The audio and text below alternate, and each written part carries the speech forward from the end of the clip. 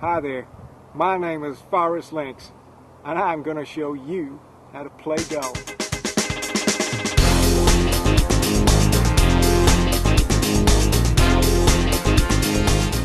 Now, as a tour player who has often made the cut, well, sometimes, and even finished in the top 6 of several international professional tournaments, including the Beijing International Paraplegic Tournament and the Club Med Interracial Threesome, I'm here to tell you that I am fully qualified to show you how to play golf.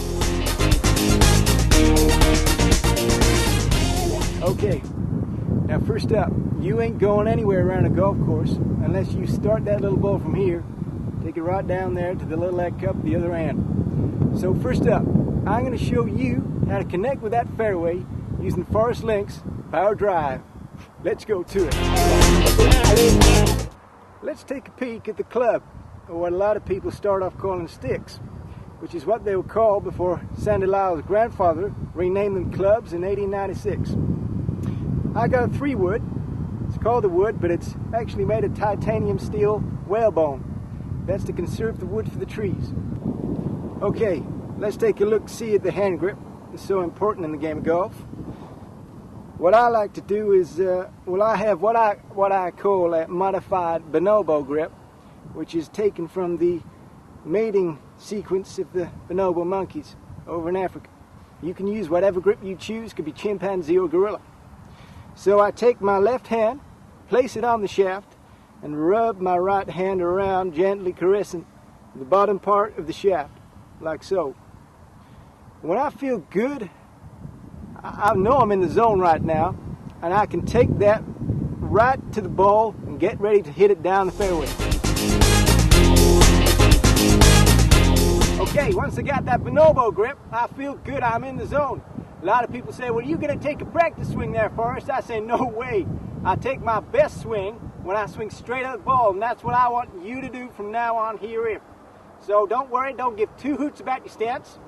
You're going to bring it back and hit it for England.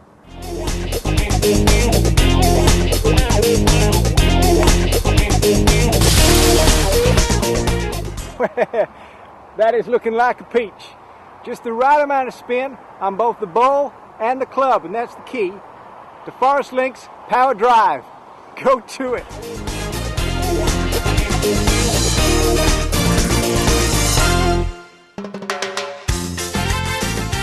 Okay, well, we put one in the bushes there, quite in deep rough. That ain't no trouble to old Forrest and his Academy of Golf, and it ain't no problem for you. Whereas a lot of people would sweat over that, old Forrest, he's got the solution. You see, I've played golf in Mozambique and crocodile-infested waters, and I don't care whether you plant that ball in a sugar-coated lime tree or a pina colada tree. I certainly like a few of those, especially topped up with a good chunk of whiskey. Anyhow, we're going to dig that ball out of that crevice we put it in, and let's take it from there and play some golf. Okay, we're going to take this shot in 2 phases. First of all, got the trusty 3-wood. We took that off the tee. Now, you remember the bonobo grip. I want you to utilize that grip, but use a different stance. The stance goes like this. We got to reach that ball first before we can hit it. Okay? Steady now. 1. Might take 2 or 3. We're going to get those sliders. And you. And you, sir. And I'll get you. Okay. Okay, well, we're right where we need to be, except I'm in the wrong goddamn place, because my ball ain't here. So, let's go a bit further in.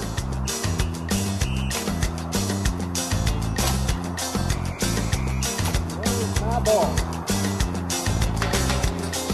That's better. That's good. Well now, we found our ball. And I've hit many of these type balls through, all kinds of conditions in my time. I remember one time in particular, I was hitting through a pygmy village out in East Asia, in the tropics. And a little chap from the village called Rufus, he was so cute, he didn't know no English, and he looked up at me and smiled and filled his head right back, because he was only 3'6", with no shoes. And before I could strike the ball and say, well, thank you very much for your hospitality, I Great big goddamn leopard. Just leapt him, took him off. Never saw him again. Anyway, I took that ball through and I made a par 3. And that is why, if you follow my school of experience, you make that par 3 in those top conditions too. Okay, let's hit this ball right after these messages from our sponsors.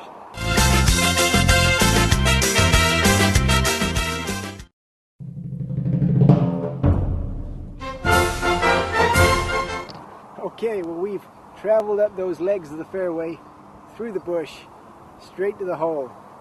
And that's where we want to be. That's where we're comfortable at. So I'm going to show you how to putt that ball the Forrest Linx way.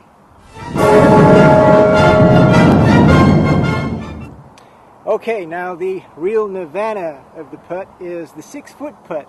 And that's the rule you're going to go by. I've measured out 6 feet right here on the ground there. And that's where I'm going to place my ball, right there. 4 feet, that's 2 feet the wrong way, and so is 8 feet. If you were to extend that, 11 feet's 3 feet. 2 long plus 2, that's 5. So we're happy with 6, and I'll tell you why. You see, it's all about avionic, hypersonic, gyroscopics. In other words, those little airplanes up in the sky or on the ground if they've not taken off yet. Now, I took off in a Sarb from Massachusetts to Florida only 2 years ago. Only it was no car, it was a supersonic jet. I had to parachute out at the last minute, but it did tell me the importance of putting in relation to these hypersonic gyroscopic avionics.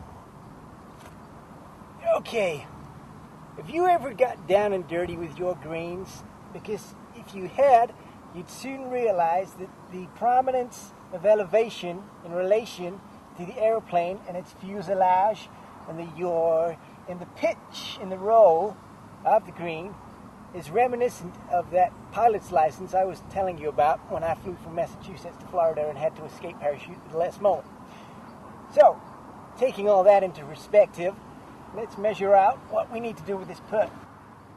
Now, I have to warn you that if you do get this method wrong, as Ben Crenshaw did in '67 in the U.S. Open, he took one of the hind legs away from a roebuck, and that was because of this method. He still made birdie, but the roebuck had to be put down. We're not going to have that situation here, we're only practicing.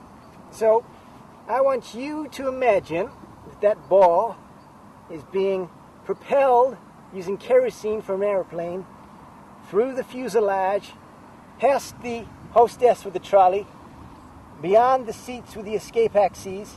That's at about 3 feet. If you take that in total, you've probably got the aircraft and the aircraft carrier in one. And you'll see what happens when we skyboat that mother.